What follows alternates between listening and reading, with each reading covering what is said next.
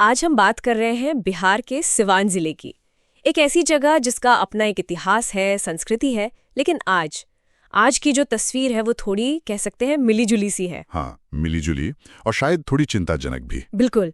हमारे पास एक दस्तावेज है, सिवान के लिए विचार, और इसमें ना यहाँ की ज़मीनी हकीकत, जो चुनौतियां हैं और आगे क्या हो सकता है, इस पर कुछ अहम बातें हैं। तो आज इसी पर बात करते हैं ना? हाँ, चलिए इसी दस्तावेज के जरिए सिवान को थोड़ा और समझने की कोशिश करते हैं। तो शुरुआत में ही जैसे आपने कहा, चिंताजनक तस्वीर।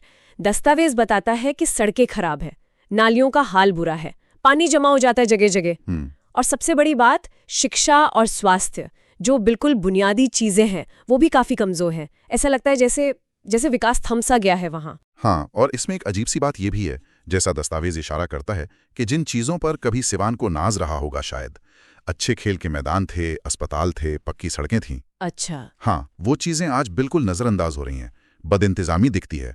तो ये सिर्फ सुविधाओं की कमी नहीं है, ये एक तरह से एक विरासत है जो खो रही है। ये सोचने वाली बात है। विरासत की बात आए तो इस दस्तावेज में जिक्र है सिवान के पूर्व सांसद डॉक्टर मोहम्मद शहाबुद्दीन का। जी। उनके समय का जिक्र बताया गया है कि उन्होंने जमीनी स्तर पर काफी काम किया था।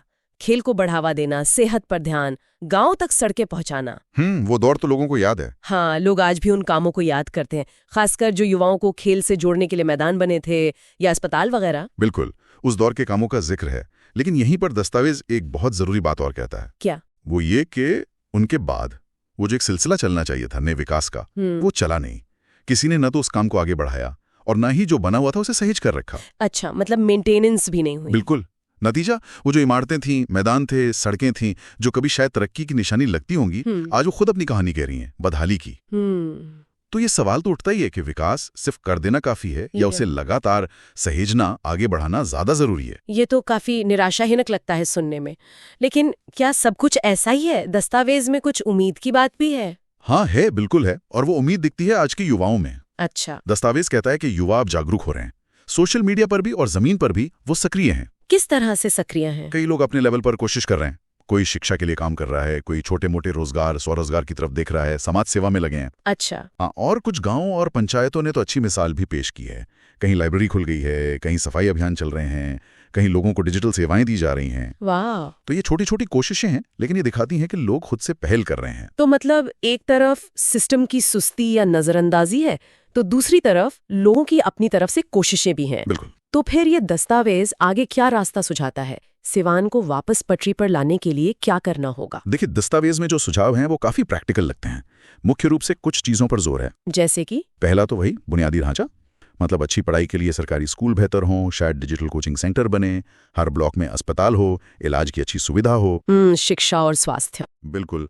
दूसरा, लोगों के हाथ में काम, मतलब खेती बाड़ी को बढ़ावा मिले, जो हुनरमंद लोग हैं जैसे दस्तकार वगैरह, उन्हें मौके मिले, और शायद पर्यटन की भी कोई संभावना हो सकती है, उसे भी देखा जाए। और युवा, उनका क्या रोल है इसमें? युवाओं को तो केंद्र में रखा गया है।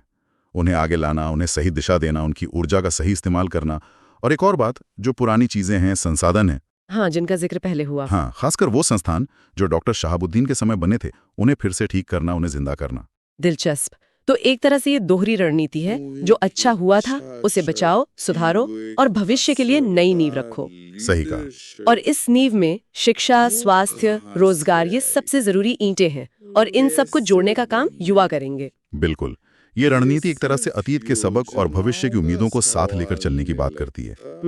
एक तरफ वो काम है जिन्हें सहेजने की जरूरत है, तो दूसरी तरफ ये नई पीढ़ी है जो कुछ करना चाहती है। तो कुल मिलाकर सिवान की कहानी में संभावनाएं भी हैं, चुनौतियां भी हैं।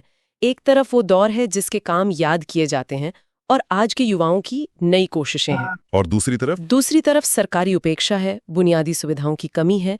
ये दस्तावेज साफ इशारा कर रहा है कि अगर शिक्षा, स्वास्थ्य, रोजगार और युवाओं की इस एनर्जी को सही दिशा मिल जाए तो तस्वीर बदल सकती है। और यहीं पर शायद वो सबसे बड़ा सवाल है जिसका जवाब सिवान को ही खोजना होगा। जैसा इस दस्तावेज से महसूस होता है, सवाल ये है कि वो जो विरासत है उसे बचाने के लिए और आज की ये जो उम्मीदें हैं, सक्रिय युवा, स्थानीय पहल, इन्हें हकीकत बनाने के लिए वो एक सामूहिक इच्छा शक्ति, वो एक असरदार लीडरशिप, वो कहाँ से आएगी, कैसे बनेगी? ये सिर्फ योजनाओं का सवाल नहीं लगता, ये एक साझा सोच, एक संकल्प का सवाल ज्यादा लगता है।